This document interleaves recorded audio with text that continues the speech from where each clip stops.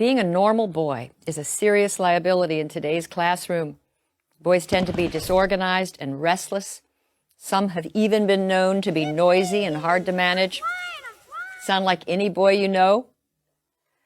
But increasingly, our schools have little patience for what only a couple of decades ago would have been described as boyishness. As psychologist Michael Thompson has aptly observed, girls' behavior is the gold standard in schools.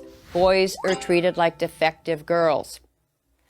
Now, as a result, these defective girls are not faring well academically. Compared with girls, boys earn lower grades, they win fewer honors, they're far less likely to go to college. Boys are languishing academically while girls are prospering. In an ever more knowledge-based economy, this is not a recipe for a successful society. We need to start thinking about how we can make our grade school classrooms more boy-friendly. Well, here are 4 reforms that would make a very good start. 1.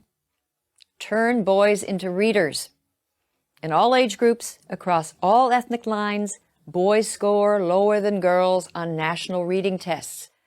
Good reading skills, need I say, are critical to academic and workplace success. A major study in the UK discovered, not surprisingly, that girls prefer fiction, magazines, and poetry, while boys prefer comics and nonfiction. Boys whose eyes glaze over if forced to read Little House on the Prairie may be riveted by the Guinness Book of Records. Cool. Boys will read if given materials that interest them. If you're looking for suggestions for books that have proved irresistible to boys, go to guysread.com. 2. Inspire the male imagination. Celebrated writing instructor Ralph Fletcher contends that too many teachers take what is called the confessional poet as the classroom ideal.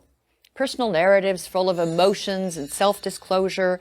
These are stories girls commonly write, and these are prized, whereas action stories describing, say, a skateboard competition or a monster devouring a city, these are not.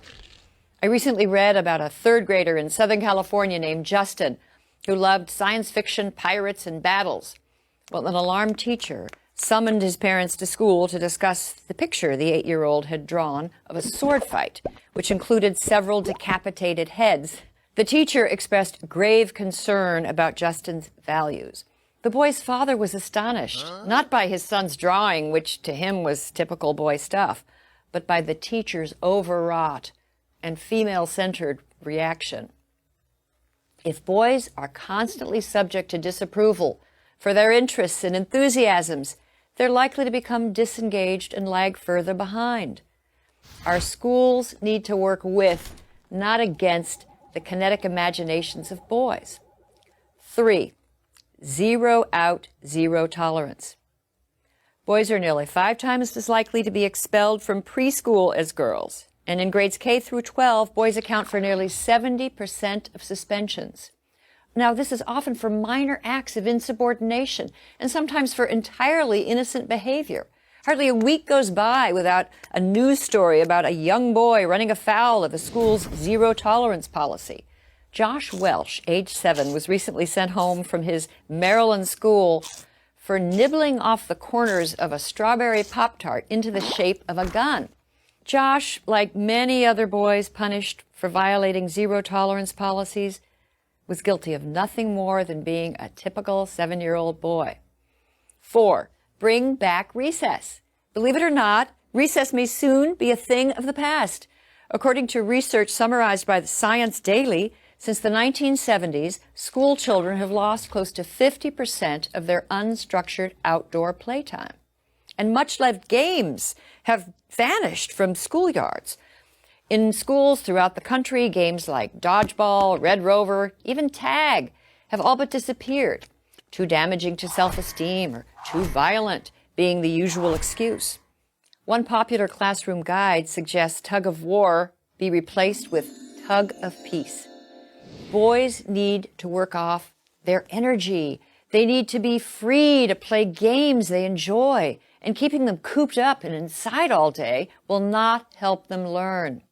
As our schools become more feeling-centered, more competition-free, more sedentary, they move further away from the needs of boys.